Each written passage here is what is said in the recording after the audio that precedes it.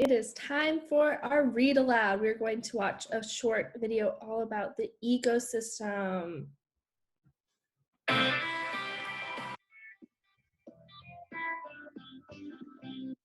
Hello friends, and welcome to a new happy learning video. Today, we're going to learn about the ecosystems. But do you know what an ecosystem is? An ecosystem is a community of living things in a given area. For example, this river is an ecosystem and is made up of water, the riverbed, the riverbanks, and all the living creatures which live in it, such as this frog, these lily pads, or the shy duck which hides as soon as he sees us. An ecosystem can be very small, such as this puddle, or very big, such as this enormous desert. To watch the full video and much more, click on the Happy Learning Cloud. Very fun. Okay, so let's go over some vocabulary that we'll see in the Read Aloud book. The first one is ecology. Ecology is the study of relationships between living things and their environment. And an ecosystem is everything in a particular environment, both living and non-living things. So we are going to read Over and Under the Pond by Kate Messner with art by Christopher Silas Neal.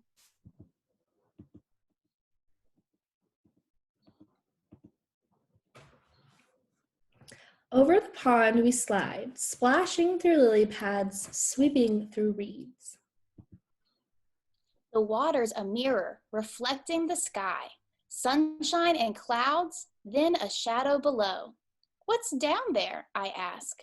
Under the pond, Mom says.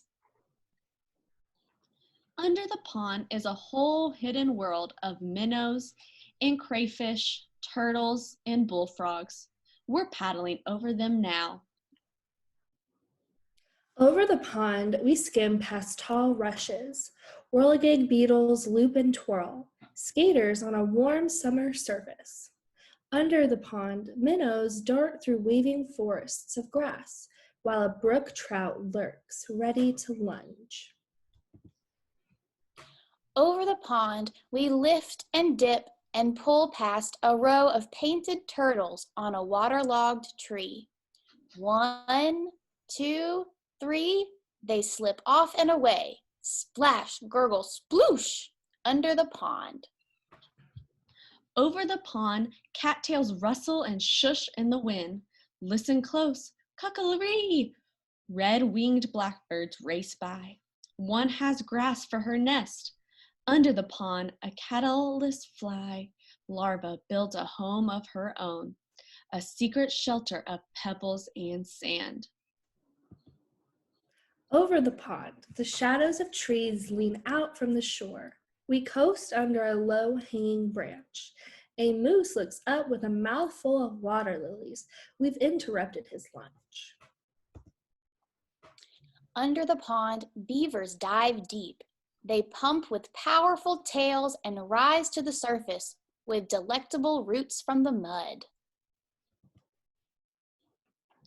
Over the pond, the wind gives us a push and stirs the light dappled leaves on shore. There on a branch, a new goldfinch teeters, finally ready to fly.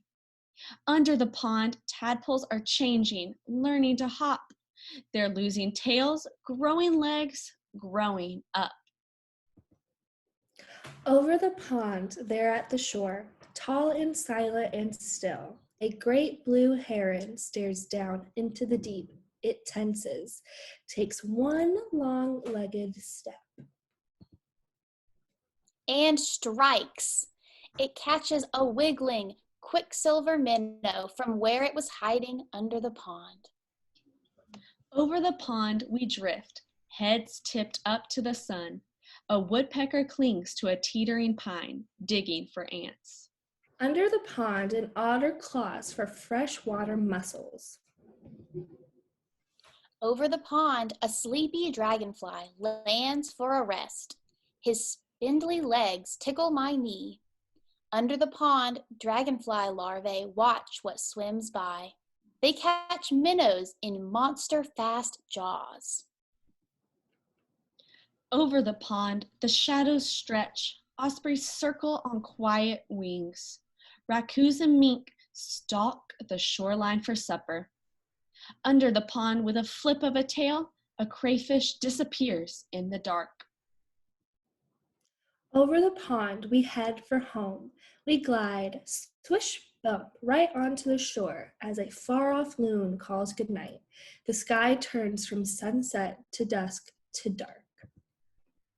Night settles over the pond, the prowling catfish and drowsy turtles, the scuttling crayfish and tadpoles turned frogs, wading herons and stalking raccoons, and the hidden world under the pond. The end. Good job. So now that we have read Over and Under the Pond, we have an activity for you for after the book. We want you to draw a picture of the ecosystem in Over and Under the Pond and write a short paragraph about what you drew. Remember, an ecosystem is everything in a particular environment, both living and non-living. When you have drawn your picture and written your paragraph, with your parents' permission, have them take a picture of you with it and tag us on social media. We love and miss you. See you next week.